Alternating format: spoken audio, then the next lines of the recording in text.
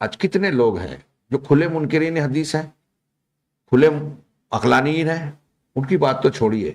کچھ ایسے ہیں جو اپنے آپ کو قرآن و حدیث کو ماننے والا کہتے ہیں، اور اس کے چکر میں آ کے ان کے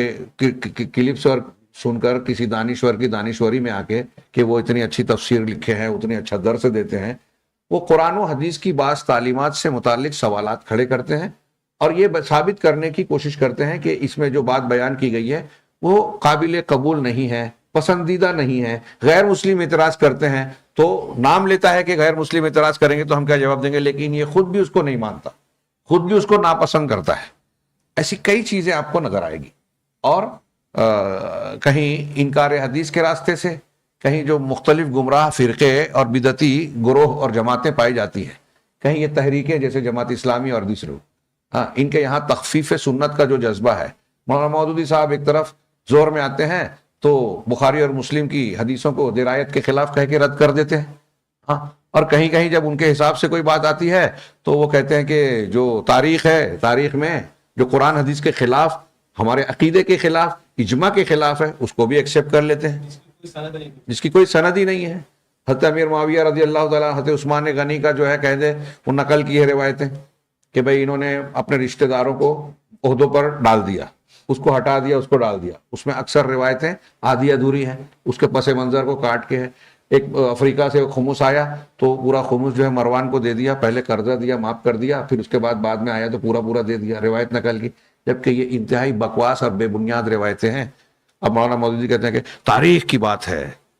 تاریخ اور حدیث میں فرق ہے، تو تاریخ کے نام پر جو اسلامی عقیدے کے خلاف آپ اس کو ایکسیپٹ کر لے رہے ہو، اور بخاری مسلم کی حدیث اگر آپ کی ادھوری آدھی عقل اور معلومات پہ، جس کو آپ سمجھ نہیں پائے خود، اس کے بیس پہ آپ رد کر رہے ہو، یا بھی کسی جماعت اسلامی والے کو بولو تو بیٹھا بیٹھا اچھلنے لگے گا، اور مولانا مودودی کو نہیں سمجھا، ہاں نہیں سمجھا، وہ امام بخاری صحابہ تابعین طب تابعین پہ نفی پر تنقید کرتے ہیں، ان کو نہیں سمجھا تو ان کی پیشانی پہ بل نہیں آتا، کچھ بول دے، ہاں حضرت عثمان غنی جن کو اللہ اور رسول نے جنتی بار بار کہا، ان پر نقد کر کہتے تاریخ کی رائے ہے، رائے ظاہر کرنا۔ ابھی میں نے جواب لکھا ہے کہ تاریخی معاملے میں کوئی بھی انسان رائے ظاہر کرتا ہے تو کر سکتا ہے، میں نے کہا نہیں کر سکتا، صحابہ کے بارے میں اپنی رائے ظاہر نہیں کر سکتا۔ جب اللہ اور رسول نے کہا کہ یہ جنت ہیں، جنتی ہیں، ان کے گناہ معاف کر دیے ہیں، تو آپ کو اور ہم کو اختیار ہے۔ بھائی حضرت خالد بن ولید اور عبد الرحمن بن عوف کا جھگڑا ہوا تو اللہ کے رسول نے کیا کہا حضرت خالد بن ولید سے؟ لا تسبوا احدا، کسی میں احدن نہیں ہے، بخاری کی ایک روایت میں احدن ہے، لا تسبوا احدا من اصحابی، میرے صحابہ میں سے ایک کو بھی، اس میں ایکسیپشن نہیں ہے، ایک کو بھی۔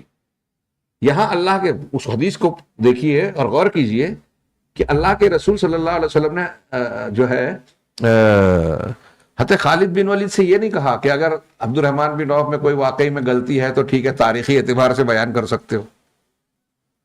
ہے بھی تو نہیں دینا برا بلا نہیں کہنا، یہ مطلب ہے اس کا۔ مولانا مودودی کی سمجھ میں نہیں آیا، اور یہ جو جملہ میں کہہ رہا ہوں بہت سمجھ کے کہہ رہا ہوں، جان بوجھ کے کہہ رہا ہوں، اور اگر کوئی جماعت اسلامی کا سنے اس کو برا لگے تو میں چاہتا ہوں کہ اس کو برا لگے، لیکن اس کے ساتھ ساتھ یہ بھی چاہتا ہوں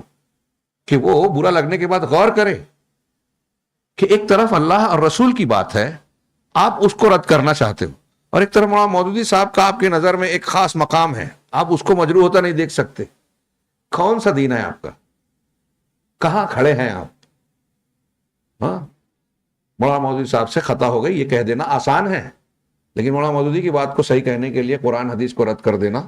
اس کو نہ ماننا، یہ کفر ہو سکتا ہے، یہ آپ کا ایمان عمل برباد ہو سکتا ہے، چھوٹی بات نہیں ہے۔ تو بہرحال ایسی کئی چیزیں ہیں جو میں نے کہا کہ لوگوں نے اب ایسی شخصیات کو جب بڑا مان لیا لوگوں نے، تو جن کو ہمارے ہندوستان پاکستان کا مزاج ہے کہ جس شخصیت کو مان لیا کہ بہت زبردست ہے، ایسا کوئی ہوا ہی نہیں، تو پھر اب ان کی